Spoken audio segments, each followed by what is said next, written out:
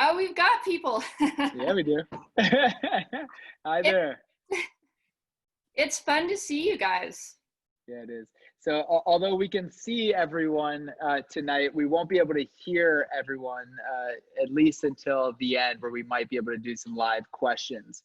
But we still have the chat option. So by all means, please, say hi and where you're calling in from, and any questions, of course, that you have throughout the program, please drop them right there. This is cool. So nice to see everybody. It's so nice. I love it. It's really, really cool. I see your names on the app, but it's nice to put a face to the name. More people coming. Yeah. Cool. Thank you guys so much for joining us tonight. Let's see.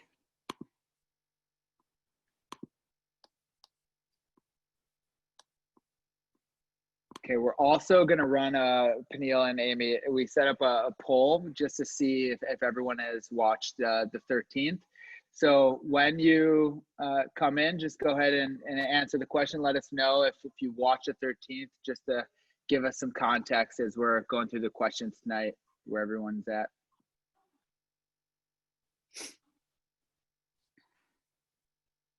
So do we have anybody chatting in the chat box right now? I do not see. Okay. So if you just want to mention, also just, where are you guys? Where do you live? Where are you coming in from? Let's see if anything pops up.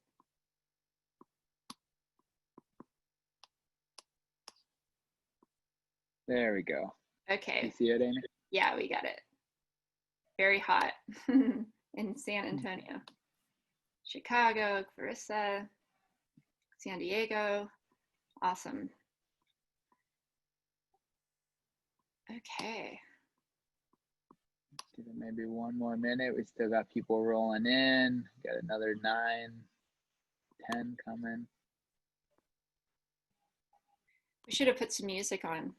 I started a live like that the other day, like, just waiting. I like it. Come I on. like it. Was it one where you could see everybody or no? No, I couldn't see anybody. So I was just rocking out. Just dancing by yourself. I love it. Yeah, I have to visualize. It was for a speech that was supposed to be to 20,000 people, which normally I would do in person, but I just had to visualize that 20,000 people were watching me, even though I'm like looking at this little hole in my computer. It was not that easy, but I see my mom on here. Great. I think my mom's on here as well. All righty. Okay, so it looks like clearly about 85% of people, we only have one person that didn't see the movie, but most people have watched the movie completely. We got about 10%, 14% who partly watched the movie, Peniel and Amy, just for some context there. Okay, all right.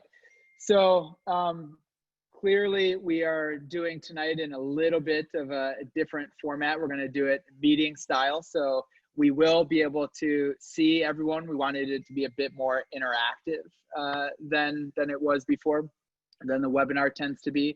Of course, at any time, if you want to turn your video off, by all means, you'll be able to. You will be muted until the end, where we're going to try to have some space to allow people to ask live questions. But we have a lot to cover tonight.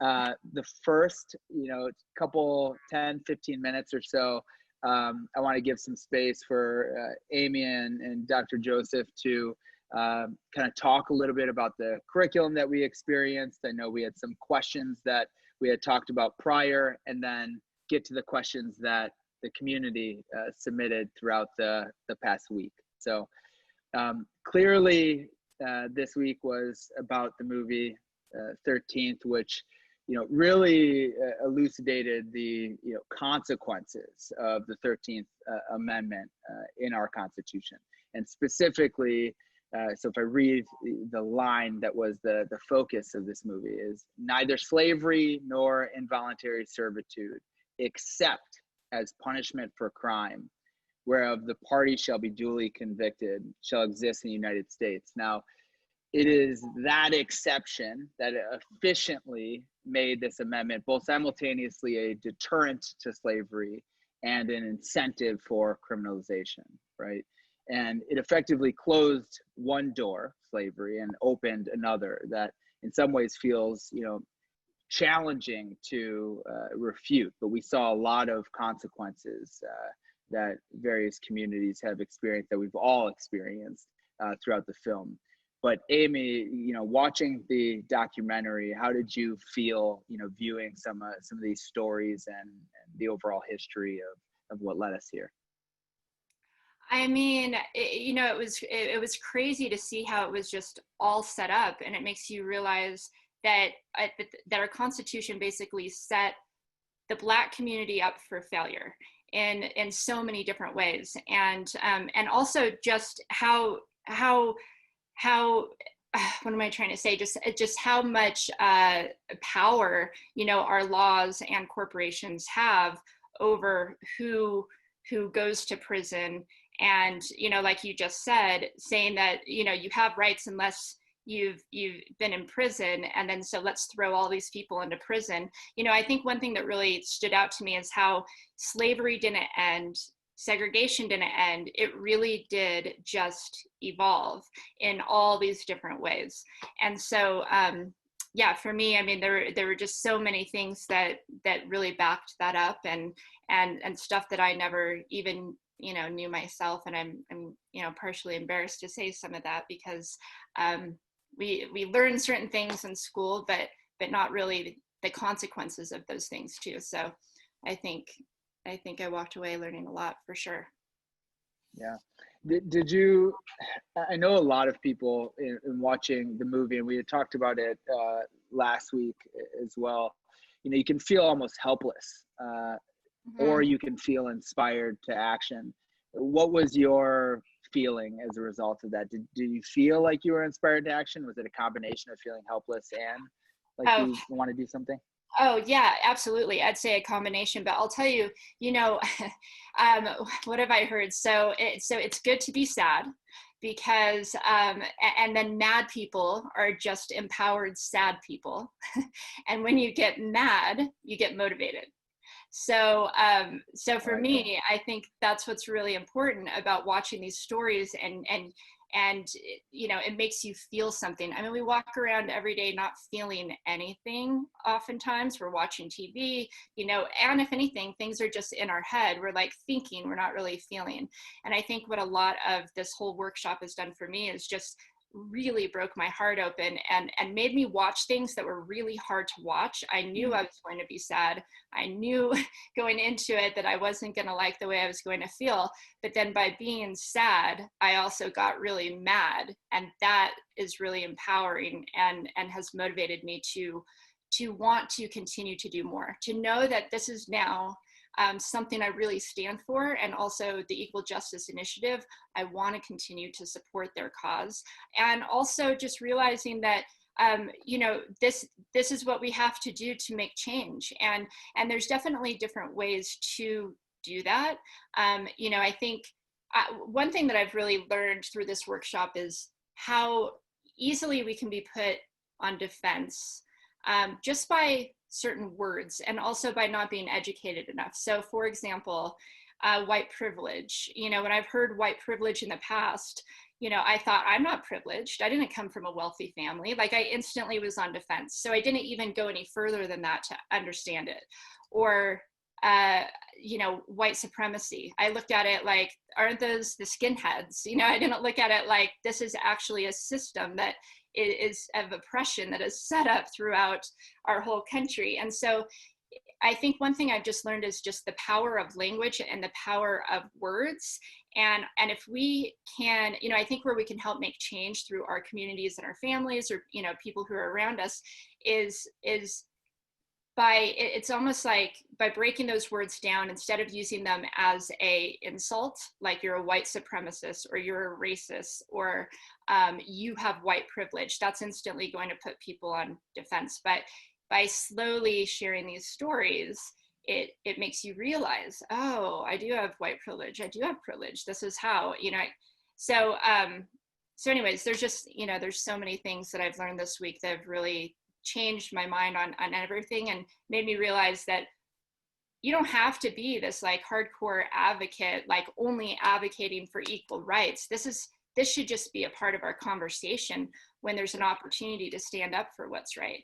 So, yeah. Yeah, I can, whether we're talking about language or videos and stories that we experienced this week, this is a challenging topic to discuss, particularly with people who might have a different perspective or opinion on the matter. And I can tell you, even as a biracial man growing up, I certainly had a unique perspective. And if I would be honest, as I would experience more of this type of material, whether it was in school or personally in my life, it would cause me to actually want to refrain from diving deeper and learning more, because I would find myself negatively impacted. I would feel angry. I would feel sad, right? I would feel helpless sometimes.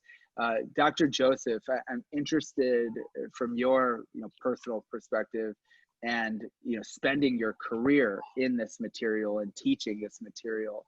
How has this influenced you personally? How do you kind of navigate this really tough topic and still stay as positive as you are every time I get to experience you?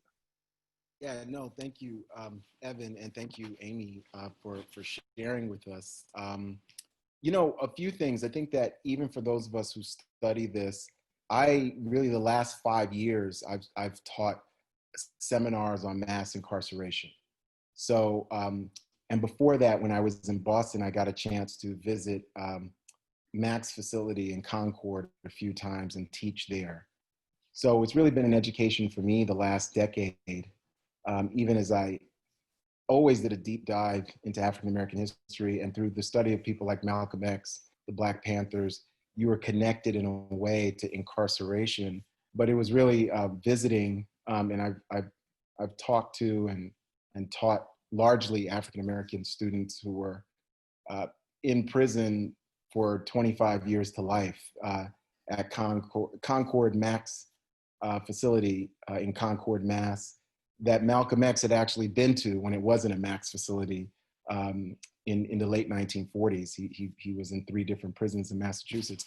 But that's a long way of saying that, I've, the last 5 years, and it's interesting that Amy said her heart has been broken wide open. I mean, that's part of change. That's part of transforming yourself, is leading with vulnerability. I've gotten a deep, deep dive into the carceral state and the prison nation and the 13th. A lot of the people who are talking heads in the 13th are friends of mine and people who I know and I've learned from. And what I found getting deeper into it, and you read Slavery by Another Name by Douglas Blackman, Just Mercy, you read The New Jim Crow by Michelle Alexander. But then there's all these other different tentacles of the system. There are children. There's at least 1 million children in the United States who've got parents who are incarcerated. You find out, there's a great book by Monique Morris called Push Out, about Black girls in juvenile detention and how so much of it is connected to them being sexually assaulted at home or just in the streets or in school, and they wind up incarcerated. You find out about the Corrections Corporations of America and the private prison industry, which is really only about 10%, but still there's a supply chain of power and privilege connected to misery and grief. There's a great book by Ruthie Gilmore called Golden Gulag that looks at California's prisons. There's a book called Texas Tough that looks at Texas prisons. Scholars call Florida, California, and Texas Flocatex as 3 of the biggest states with the biggest prison populations in the country.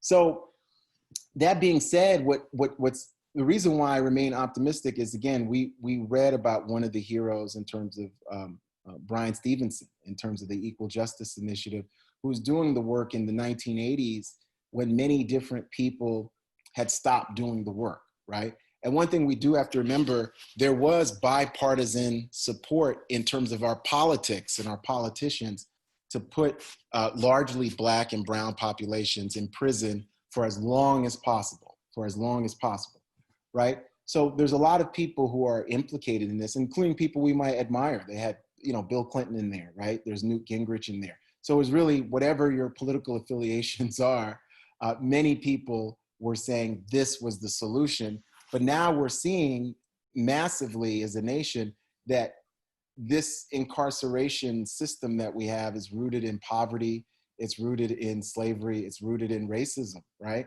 And law and order is not a suitable or just or moral replacement for the beloved community. And I think the great thing about the 13th is that in 1 hour and 40 minutes, it gives you that capsule history. You get the Civil War and racial slavery in the 13th Amendment. You get the convict lease system.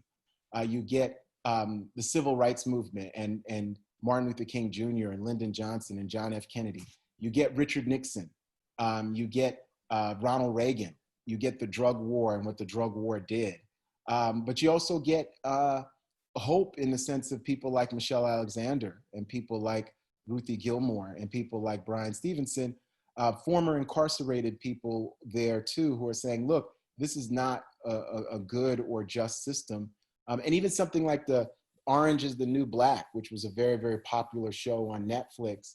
The author of that really did that in a way where she was trying to highlight how many Black women and women of color she was in prison with, who had done lower crimes than she did, but who were in prison for a longer period of time. And she tries to make sense of that throughout the series. And so I think the hope is that we see, like Amy said, that slavery and really the racial caste system, we talked about this last week, Amy, and the best way to explain a racial caste system is just think of a ladder and a hierarchy. And a lot of times you don't want to be on the bottom of that ladder, the bottom rung. The view is better from the top. And so slavery sets up that ladder for all of us, like whoever we are, whether we're biracial, because slavery sort of sets up this one drop rule. If you look Black, you suddenly are, even if you're saying, look, my mom's white, my dad's white, the system says, no, this is what you are, right? And so ending slavery, we should have said, you know what, we have no more racial caste system in the United States. And we should be in our about 155th year of no racial caste system. Unfortunately, we can see from the documentary that didn't happen.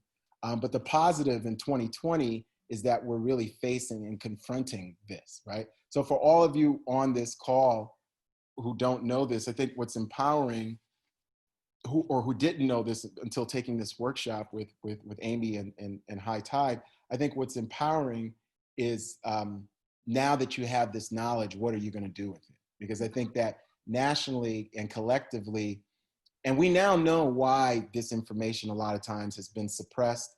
I think some of it is emotional, like what Evan was talking about. Hey, it's not going to make you feel good, right? This is not all these people who are Americans, who are victims. This is not, it doesn't make you feel good right off the bat. But the other is about the politics of power and control.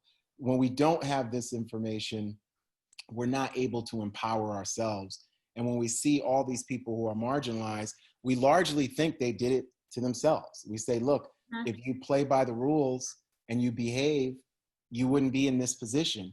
And even if you're African American, there are Black people who think the same way, right? But then when you dig deeper, and if you open up your heart, you see, wow, Khalif Browder didn't even do what they said he did. And he spent 2 years in Rikers Island, and he becomes so physically abused and assaulted that, talking about Khalif Browder, I could cry all day long because he, there's death by suicide there, and that shouldn't have happened, and we know Khalif Browder's story. We know the Central Park 5 story now because of Ava DuVernay, but there's so many other people's stories we just don't know who've been victimized by the system. So I'd say that the positive for us is we know this information now, and what can we do to leverage our voices to really end this system? So when people say abolish prisons, what they mean is that this system does not work. Wow. Well, thank you for that. So as you kind of just laid out, and the film does a good job of showing how we've kind of transitioned from, you know, slavery to convict leasing to Jim Crow segregation to the war on drugs. These systems of oppression that you're talking about do tend to be durable and keep reinventing themselves. What are ways we can try to end this cycle, and be a bit more vigilant against institutional racism? I think the biggest ways are reimagining public safety in the United States, so that when we think about law enforcement, we don't think that law enforcement is going to solve our social ills of poverty and homelessness and mental and emotional illness, and really fund not just institutions, but systems, including where people can take care of themselves at their homes. Because I think one of the best things we've seen with healthcare, and I think Amy would agree with me here, is that the best healthcare is when, God willing, you have access to healthcare, but you're largely able to take care of yourself and others from your home, right? None of us really want to go away from our either home singular or homes plural, if we're lucky enough to have more than one. So part of it, we have to rethink systems. If we say we want decent housing for everyone, it doesn't mean everyone's going to have the same exact house, but it means people are not going to necessarily live in sky-rise projects where everyone is poor and packed in together, and it's just a recipe for disaster, right? If we say everyone has health care, it means that what if you could get a home health care worker or aide for your son or daughter who might be bipolar or has depression or has anxiety? What if when you needed to call somebody in an emergency, if you think they're going to commit self-harm, we don't call the police because the police are not trained to do that, right? They're trained to do something else. So we rethink public safety across the board. We rethink segregation. I keep talking about this. I think one of the best parts of the 1960s and Martin Luther King Jr., Dr. King's movement, was this movement for racial integration. That movement was really stymied. But when we think about racial integration, it means an integration of resources, communities, families. And we saw the video and the scenes in the 13th where people trying to racially integrate, being assaulted by mobs, being viciously brutalized. So we can see there was always this massive resistance, and we were never able to win that battle. We just call the new segregation de facto segregation. We just say, well, people just don't want to live next to each other, but that's not quite the case. So there's that. And then prisons, you know, I think we see it with Khalif Browder in the 13th. We have to have a different system, call it something different. For one, the people we're trying to rehabilitate. Two, if we feel that there's certain people who can't be mainstreamed into society, we have to put them in some kind of system that we think is humane, that we think somehow is morally just and right, even if we're saying for now they cannot be mainstreamed into society. And the reason why I say we can't call it prison, what we've called prison does not work. It absolutely does not work. When we think about these things like restorative justice, one of the things Brian Stevenson talks about is he shows us a situation where a woman who was shot, white woman, shot by a young Black man who turned his life around in prison, she was telling the judge, district attorney, he should be released after a decade in prison. Like, I've spoken to him, I forgive him. He's a different person, right? They said no. they said no. And this is. Oh, shoot. Oh, wait, Peniel. He just got muted. Did he mute himself? There we go. Oh, no. Unmute. Oh, unmute. You can unmute yourself, Peniel. There you go. Am I good? Yeah. Okay. Yeah, and this is the victim. The victim is saying, let's free this young man. I forgive him. He's paid his dues. And the system says no. So we have to just reimagine prison and public safety in the country. And we have to, once we do that, think about what are the investments we need to transform these communities. And I think we know what to do because we have safe communities in the United States. You know, we have safe communities. You live in one in Chicago. I'm in one in Austin. Amy, are you in Colorado? Mm-hmm.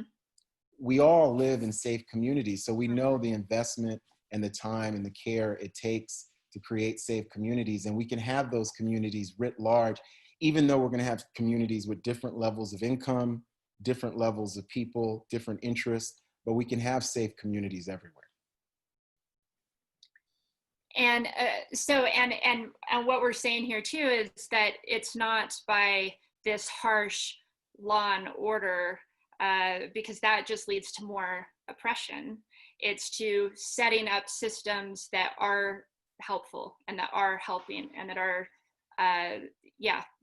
like mental health systems or anything that doesn't send you to prison because it can help you. No, absolutely. We want to help those people who have mental and emotional challenges. There are people in segregated communities who are non-able-bodied and have disabilities and challenges, right?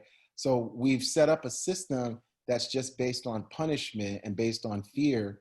And as we saw through the 13th, one of the ways Richard Nixon was really able to utilize and leverage that fear was by using these dog whistles and saying law and order and saying there's a crime problem in the United States. And again, was the crime rooted in what?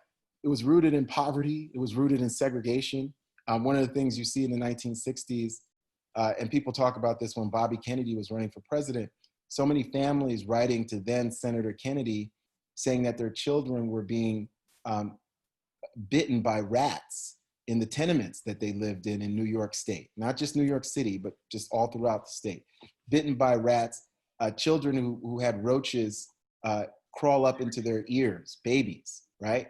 And this is real. And instead of saying, well, let's solve that, right? And let's solve this huge inequality. And what inequality produces is anger. It can produce self-destructive behavior. It can produce all kinds of things that amplify people who are already vulnerable and at risk, right? But instead, and this is what's really the sad part for us, is that we invested in systems of punishment because we said, and Brian Stevenson says this in the 13th, we said those people don't matter, right? Because the people we feel matter, and our great example of this is the opioid crisis, we invest in them. We say, we don't, when we saw our white citizens who are in need, we say, we don't care if this person has to go to rehab 15 or 16 or 20 times. We said it. We said, this is unlimited. We want to save you. We want to save these babies. New York Times would have white women, mothers who were addicted on opioids with their children and saying, America's medical crisis. When you had Black mothers who were in crisis equally in the 80s and 90s, with babies, we call them crack babies. We call the women crack monsters and crack whores. Excuse my language. This is the deep misogyny. These Black women, that's what we call them. We had movies and a whole cultural industry that let us dehumanize them, right? Even to the point where you have Black elected officials who are dehumanizing them, right? And so this is just a simple matter of that racial caste system. We see one group of people, and remember, at the level of the human genome, we're 99.9% alike. So race is a social construct, all right? But it's real because our political institutions and the way in which people react to this thing called race, right? So it's real. So instead of punishing, if we invest and we deeply empathize, we can transform this really within a decade. If we said we spend 10 straight years doing this, and then within a generation, if you say a generation is 15 or 20 years, you're talking about a whole new ball game, right? So you don't punish people because they are Latinx or because they're Black. You care and invest in them the same way you invest in white citizens, right? And again, I think that the response to the opioid crisis was the right thing to do. I think the wrong thing is what we did to Black people in crack cocaine and what we continue to do if Black people have a drug problem, if Black people have mental illness. If Black people have a problem, we punish them and we want to get rid of them, right? And this goes back to racial slavery. So the opioid crisis shows us what we should do as a society. We should rehabilitate. We should not put mothers who have illness in jail away from their babies. Mothers and fathers should be with their babies. And it shouldn't be that you only get 2 chances at rehab. If it means 30 chances, we don't give up on anyone. That's who we are as Americans at our best, right? We don't give up on anyone. And who among us would give up on our children or our parents or our loved ones? But we can't have a moral circle that is only as wide as your friends and family. Your moral circle has to be larger than that. It's got to be larger than your city. It's got to be larger than your state. It's got to be as large as both this nation state, but the world. And then we understand what we have to do. And we lead with that empathy and that vulnerability. And again, that's Brian Stevenson. That's Michelle Alexander. These are the people who were talking about this when so many people were throwing these human beings who we now empathize with away, including some of our civil rights organizations, including some of the real political leaders we all admire, including faith leaders who weren't stepping up to the plate and saying, these are the least of these among us. And we, you know, the Old Testament, the New Testament tells us we've got to empathize and have deep love for these people. Let's stay on the topic of these systems, and a lot of the questions that we've been getting submitted from the community. Everyone wants to spring into action. What is it that we can do to make a change? So one of the questions that was submitted for you specifically, Dr. Joseph, is, you know, what's the most effective way to influence those in power?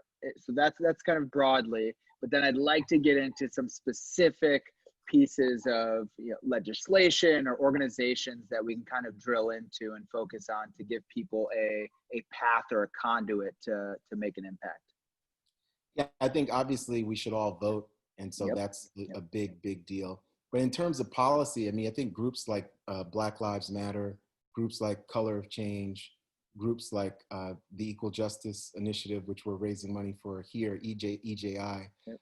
The Legal Defense Fund, the NAACP Legal Defense Fund, which does so much good work on voting rights, voter suppression, and then local anti-racist orgs. You know, we have in Austin, the Austin Justice Coalition. We have the Center for the Study of Race and Democracy, which is my org, my nonprofit. We have a grassroots initiative that tries to end homelessness in Austin.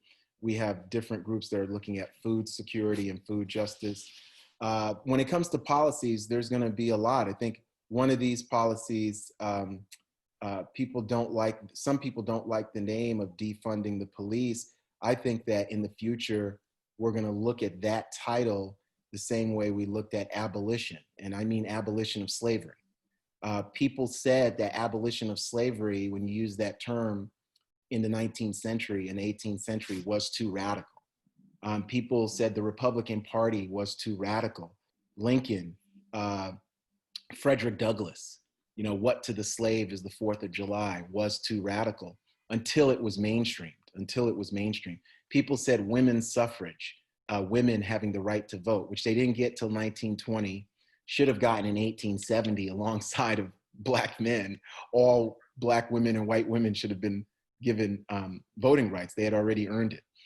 People said that was too radical. Racial integration, people said that was too radical. The Americans with Disabilities Act, ADA, people were trying to get ADA for decades. And people said, no, this is too radical. We'll never do it. Gay marriage, people said that was too radical. Bill Clinton did not support gay marriage. The first Obama administration did not support gay marriage. Right now, not only is gay marriage legal, Supreme Court, we all know that it's a political and it's also a moral good. We know this now, but before we didn't, right? And so I think the big game changer is going to be rethinking law enforcement. But when people say defund the police, they're not saying they don't want any police. They're saying let's invest in communities and not invest in punishment in those communities. So Los Angeles spends 54% of the general fund on police. What does that mean? What happens if you spend 30% or 25%, a quarter on police, but you spend money on not just schools, but employment, but many major mayors in the United States want a universal basic income for their poorest residents, right? And this isn't for us. There's some of us who are fortunate enough, we don't need a UBI, right? So when the UBI comes, we're not looking for the UBI. But there are people who don't have any way of making cash in the United States who need it, who need a universal basic income. And then finally, when we think about things like the cash bail system in the United States that Khalif Browder was caught up in, when we think about not having diversionary programs, when we think about 5 and 6 year olds getting arrested, we need less of a law enforcement response to things like Black children who need to be disciplined in schools. We need Black kids not kicked out of classes and punished and expelled and in detention just because they're pissing people off. Because guess what? I'm a parent. Kids piss you off. And the older they get, the more expertise they have. They piss you off. So you've got to find the Zen in you. And if a kid has social emotional issues, then we get the social worker. We get help for that kid. We don't haul off and slug our kids in the face. That's abuse. I want everybody to know, right? And I remember going to school. You wouldn't have felt, and I was fortunate not to have to go to school with any metal detectors. There were no cops in my school. I just went to school. And I wouldn't have felt safe with people with guns around. We didn't want anybody with guns at the school. I didn't want a classmate with a gun. I didn't want a cop with a gun. I didn't want to get shot, period. I didn't want guns or knives at my school, whether they said they were there to protect me or not. I just say, hey, no weapons, no violence at school. And I was very, very lucky where I went to a school where none of that happened.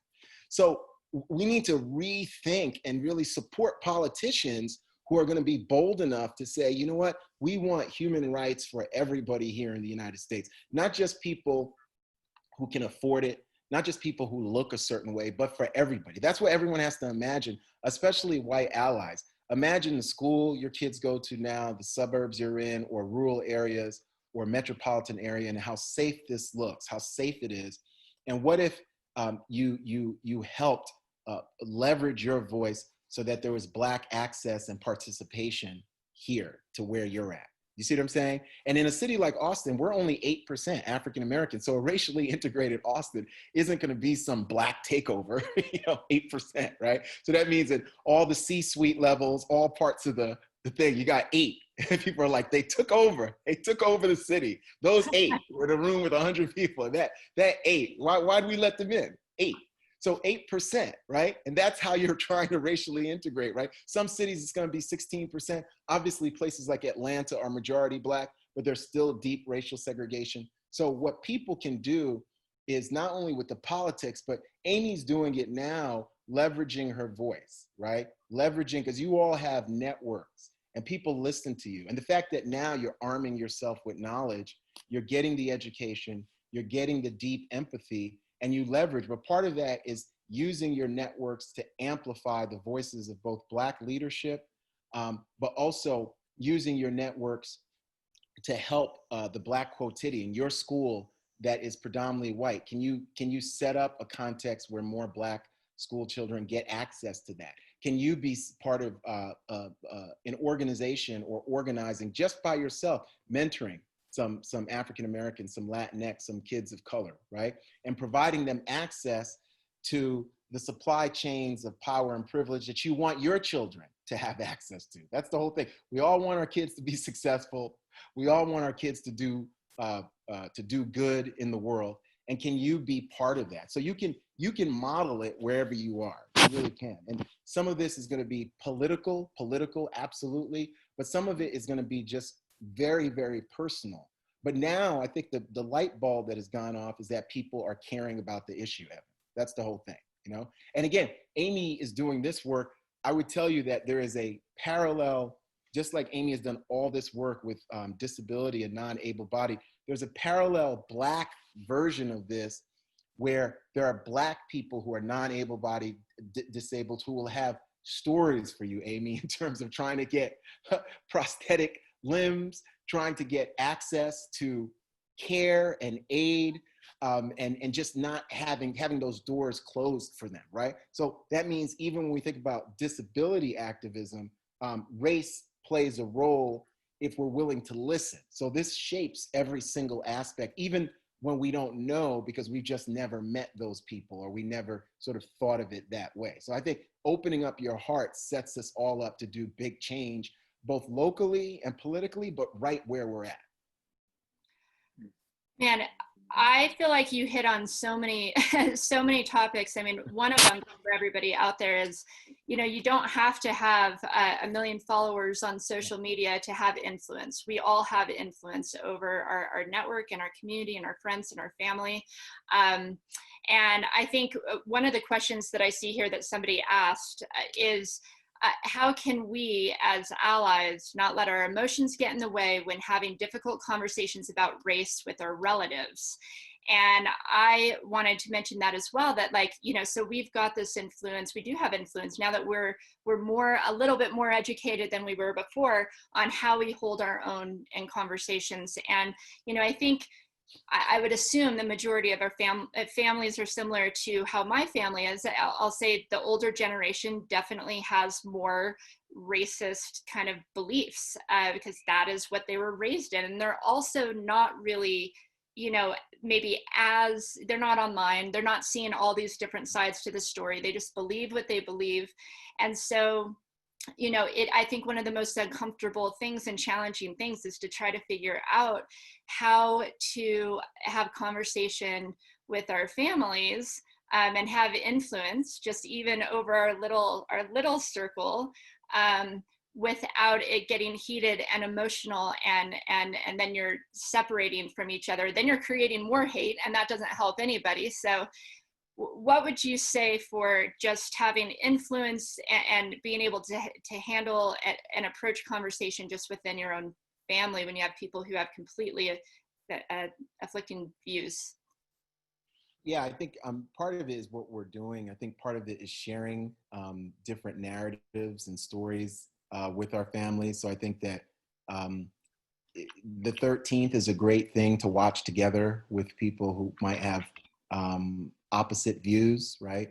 Reading Brian Stevenson's Just Mercy is something that you can give to people as well. Because I think when you personalize it, a lot of people might be very much hesitant to talk about these issues, or they're thinking about them in one way. They can, and watching the Just Mercy movie too is really great, because I think at the level of personal narrative, if you personalize it, a lot of times it's much more effective in reaching people. I think part of it is with our families who might hold different political positions.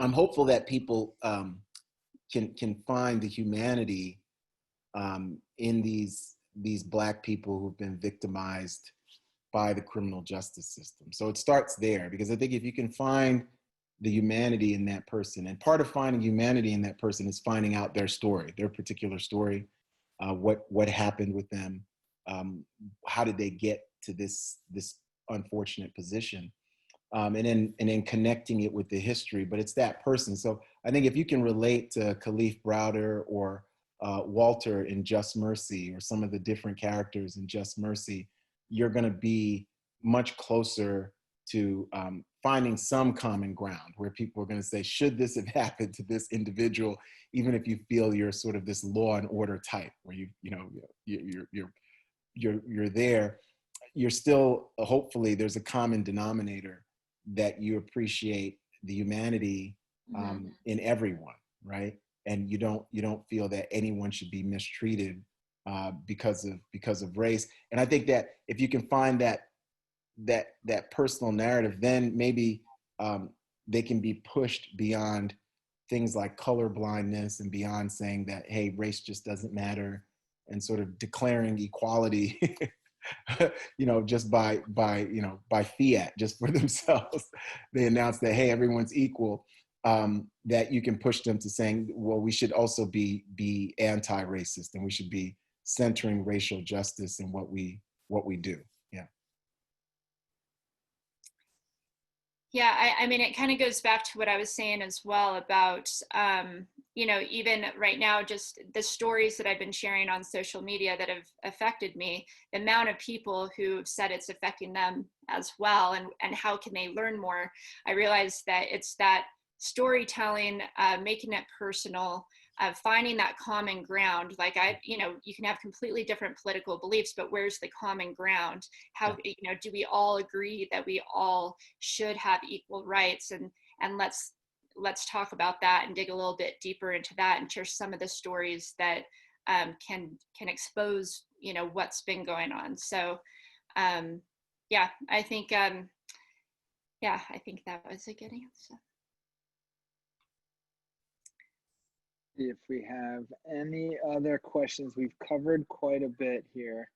I know that I have a question. And to be honest, I'm going to sound ignorant asking it, but I'm kind of asking it because I also have seen so many other white people asking this question as well online, and actually even directly to me. So you know, here with the 13th and everything that we're learning is, you know, how the system has set Black people up to fail and to not thrive in the way that white people have been able to thrive. But then you still have people saying, okay, then why is there so much Black on Black violence? Why is Chicago as bad as it is? You know, for them, I think that backs up that, well, Black people are just more violent. That's why there's more Black people in the prison system. So what do you have to say to people who? Well, yeah, I think one, I mean, it's a really, and I'm not saying you're doing this, but it's a really racist framing in this sense. Because of racial segregation, Black people commit maybe violent crimes 93% against each other. For white people, because of racial segregation, it's about 88%. So you're much more likely, and sometimes what media does is we focus on narratives of Black on white crime or white on Black crime. But you're really much more likely to be a victim of crime by somebody of your own race, just because of racial segregation, right?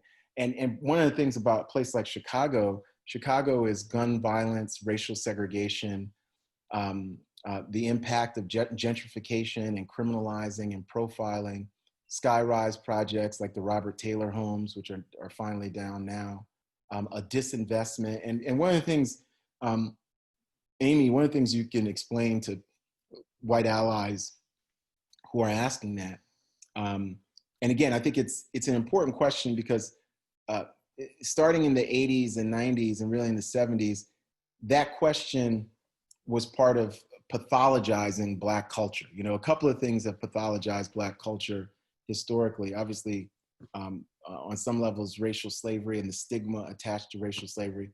But the Moynihan report that said Black families were more predominantly headed by single Black women, and that was bad, and demonizing Black women. And now you have a much higher percentage than in the 60s of white families that are headed by single women, and people are trying to say that that's bad, when really the whole idea of a nuclear family, it's not about whether there's one parent or two parents, it's can that parent afford to create an environment for you that is healthy, right? So a lot of it, if somebody is a Fortune 500 exec who's a single father or mother, no one says anything, right? So it's really not about the construction of a sort of a patriarchal nuclear family, which sometimes people want. You can have two moms, two dads. You can be part of any family structure as long as they're treating you ethically and morally. But also, obviously, we're in a capitalist society. You need resources to raise a family, right?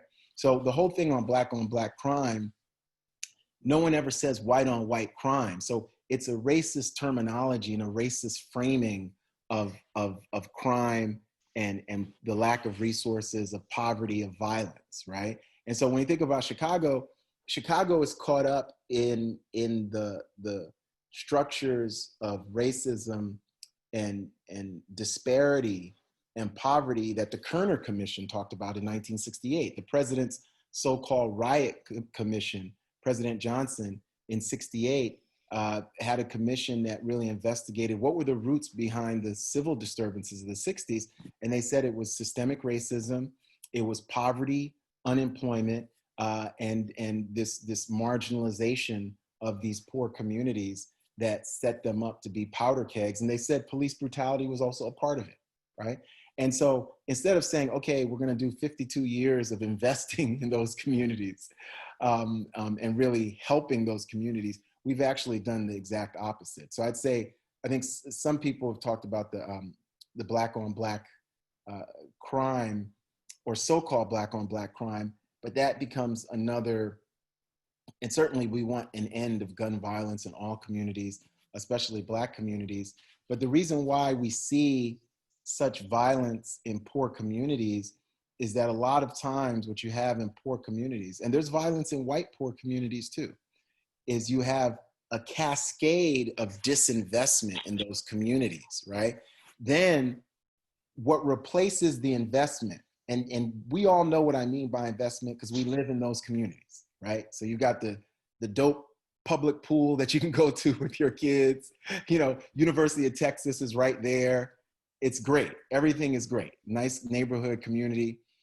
What replaces the investment is over policing, right? So you don't get drug rehabilitation or opioid rehabilitation. You don't get mental health. You don't get parks and playgrounds. You have cops and you have metal detectors who are really surveilling and constraining a group of people who are poor and vulnerable. And if you're poor and vulnerable, your only way out would be really a positive experience with role models and education, stable employment. You can set up a framework for discipline and success. That's not what happens when you have a poverty in the United States, especially racial poverty, means the absence of what Brian Stevenson talks about, mitigation, right? Brian Stevenson is constantly talking about mitigation. What mitigation means is somebody intervenes. Sometimes mitigation is just a hug. You know, you're really upset and somebody hugs you. And that's all you needed. You're back, you know? If you've ever had any kids, toddlers, they need a lot of mitigation sometimes. They're getting very, very angry and they need a hug. They don't need punishment.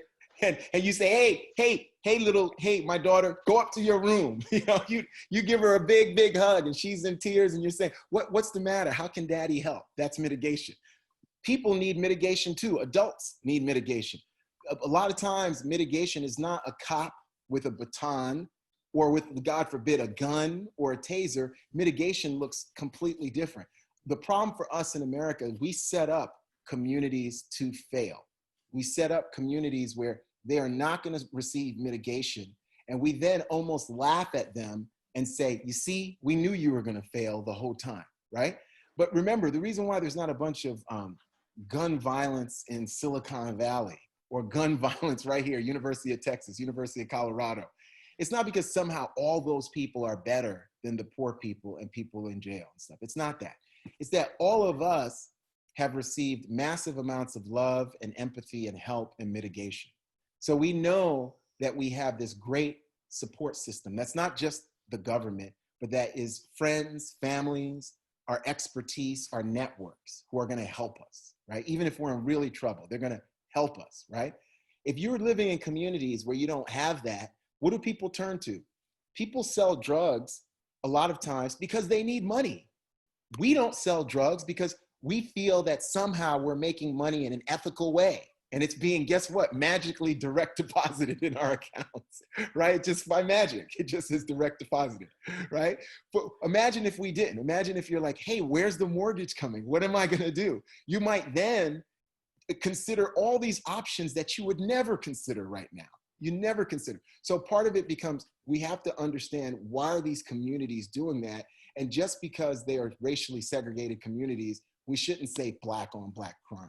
And the reason why I say that, Amy, we don't say white on white crime, because think about the mortgage crisis of 2008, 2009. The perpetrators of that were not African-American. African-Americans are not part of the financial industry. That was the biggest looting of the American treasury in history, right? We didn't call that white crime. We didn't even call it white collar crime. We just said, hey, it's the cost of doing business. And there was one person who went to jail who was South Asian. One person went to jail and he was South Asian. And so we can't racialize crime and poverty in negative ways. We can admit that there's a gun violence problem in Chicago, but we shouldn't say black on black crime. And even if there's a gun violence problem, at times drug problems in some of the most segregated, impoverished black neighborhoods, that doesn't mean that we should stop talking about a criminal justice system that does all these negative things that we've seen in the 13th. Yeah. I mean, it's amazing how you can see, you know, so much does stem from the criminal justice system, because if you think about, like when I was thinking about on yesterday's app, when I asked about our reflection and white privilege, and I was thinking, where do I have privilege? And I'm like, well, you know, I have my parents who worked and have money, and we have food on the table, and I had everything I needed to become as successful as I am today.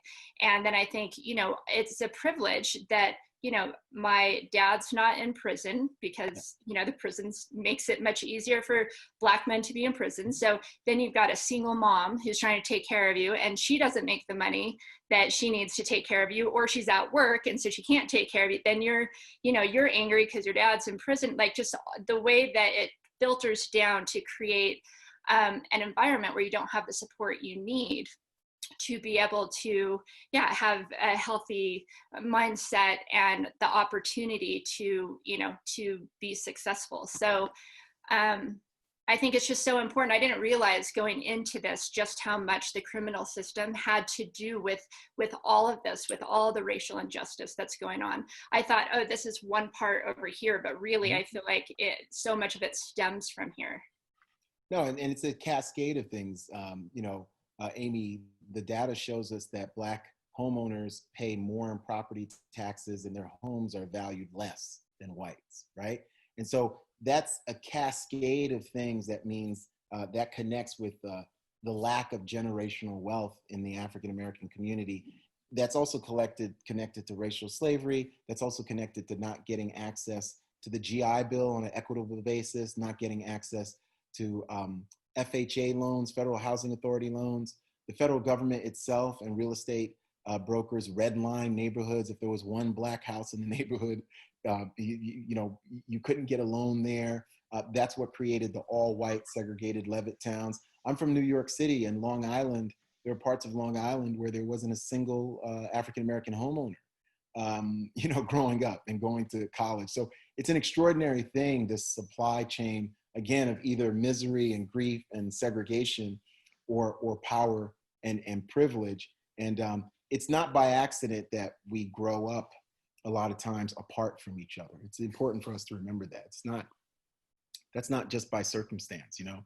You can make an argument that yes, the super duper wealthy sort of just live wherever they want, but when you think about the making of the American middle class and upper middle class, the segregation continues to haunt us, and it's connected to the criminal justice system as well. Wow. Well, we are closing in on the hour here. It certainly did. The past 2 weeks have gone by really fast. I think we've all learned a lot, and if anything is clear, it's that a more restorative and proactive approach is going to be required to make some real change here, some material change. And I want to thank you both for your leadership and partnership here. Together, we've raised just over $4,000 for the Equal Justice Initiative. So that's pretty cool. And Awesome. Thank you to everyone that's here participating with your time and your donation. Obviously, this wouldn't be possible without you. Everyone will send out messages about this. You'll keep your curriculum access in the application, so you'll keep that forever. And High Tide is committed to continue launching this workshop as well as other workshops where we partner with other organizations. So very exciting. I want to give some space for both you guys to say where people can reach you. Amy, I bet a lot of these people are already thoroughly engaged with what you're doing on social, but I know we have a book club coming up soon. Anything else you want to touch on? Gosh, I mean, first of all, I just want to say thank you to everybody who's joined us. It's been just really, really cool getting your messages and just knowing that we are all in this together and just all open to learning and educating ourselves better. And I think really just going back, I mentioned it a few times today, just, you know, we can make change. We all have the ability to make change. You don't have to do these huge things or have this huge following or huge audience. It's really just how can we connect to other people's hearts and share the things that we've learned that have moved us, that will hopefully move them. And hopefully we can just all together create a more empathetic community and environment, even if it's our own little circle of influence. And yeah, I mean, I just, you know, I'm just really grateful for this. I've learned so much, and I don't want this to end, and I've written a million notes down, and I think I'm going to go back and re-watch everything over and over so that I'm even more confident in my perspective, and I can hold my own even more in conversation. So I recommend that you guys do the same. Just to mention quickly, because Evan mentioned it, we do have my book club for my book, On My Own 2 Feet, coming up, which I don't know if we actually have a full launch date with. I think it is coming up actually October 1st, possibly. But if you guys are interested in doing that, I'm really excited about that, because that is something I do know. Like the topics that I wrote in there, I learned and experienced myself. And so now that I'm going through so much, it's crazy. It's like, you know, I went 20 years being strong and healthy on prosthetic legs and living very, very normal. And then all of a sudden now I'm injured and I'm going through surgeries, and it's making me feel things that I felt 20 years ago that I forgot about. And it's just, you know, think of how I want to live my life. And I go back actually and read my book, and I learned from it because I had such strong confidence in my beliefs when I was 19 years old. And I've kind of, you know, and how and why this happened to me and what I could do with it. Like I knew that I could do something with this and I could help change other people's lives. And I was here for a reason. And it's like, for me to go back and read some of these lessons that I believed so deeply in my darkest days have helped me so much to get through what I'm going through today. So it's even more fresh now than it was before. And so I'm really excited for us to dive into that curriculum and be able to share all of that with you guys as well, if you want to sign up for that. So we'll start promoting that pretty soon. But yeah, once again, I'm just grateful for everybody who's here. We wouldn't be able to do this without you guys. And I am dedicated to educating myself and helping to facilitate, at least to educate others. You know, I didn't have much education in, you know, the topic we've been talking about. I've been learning with all of you guys, but I'm grateful that I'm able to just, you know, help facilitate more learning for all of us. And that's something that I'm dedicated to and passionate about. So, guys. Thank you, Amy. Thank you, Peniel. You have all of Peniel's contact links right here in the chat. He has a new book coming out. Peniel, you want to say anything quickly on the new book? Or the most recent book, at least? Yeah, the recent book is The Sword and the Shield. It's a dual biography of Malcolm X, Martin Luther King Jr. It definitely speaks to these times. So thank you, Amy. Thank you, Evan, for letting me be a part of this. I think that, you know, this is a very, very hopeful time. I think we have a lot of hard work to do. I think that we do have this generational opportunity to transform American democracy. It starts locally, it starts in your family, it starts in your local communities, your faith communities, your secular communities. But I think now's the time to educate, listen, amplify other people's voices, and to really lead with empathy. And that's really, really important. One final thing, one book that people can check out for families with different perspectives is the memoir, When They Call You a Terrorist, by Patrisse Khan-Cullors, and it's a Black Lives Matter memoir. And it's a beautiful memoir by this Black woman who is a feminist, is really a queer identified feminist, and who was raised in Los Angeles, becomes part of the group of Black women who came up with the hashtag Black Lives Matter. And she really talks about growing up in poverty. She's only in her 30s, millennial, but so beautiful. And it connects to the criminal justice system. She had a brother who had bipolar disorder and had a lot of run-ins with the criminal justice system, never for committing crimes, always for mental health breakdowns. And was, at times pretty brutalized. But it's an extraordinarily courageous story, an uplifting story. But I think that gives people who might not think that they have anything in common with folks who are connected to the BLM, a real interesting perspective on her family, how she grew up, and what a courageous soul she is. So it's a very great read, short book, but very powerful. And it's called When They Call You a Terrorist. Because again, until recently, BLM was looked in some quarters as something that wasn't a good. Now all the polling data says, because of George Floyd and so many white allies have come into the streets, BLM is suddenly a positive thing. And corporate America has said, hey, Black Lives Matter. So you can see the transformation can happen overnight, but those people were still actually human beings even before people are suddenly acknowledging it. So I think, again, that's a hopeful thing. And that's something families who might have people with conflicting perspectives, a book that I think would be very powerful. Thank you so much. We'll do a recap of all these resources. It's of course in the chat here, but we'll send out an email so everyone has it. Thank you all for joining us. Thank you, Amy and Peniel, and have a wonderful evening. Thank you. Thank you, guys. Thank you, everyone. Thank you so much. Thank you, Amy. Thank you. Thank you. Thank you, Evan.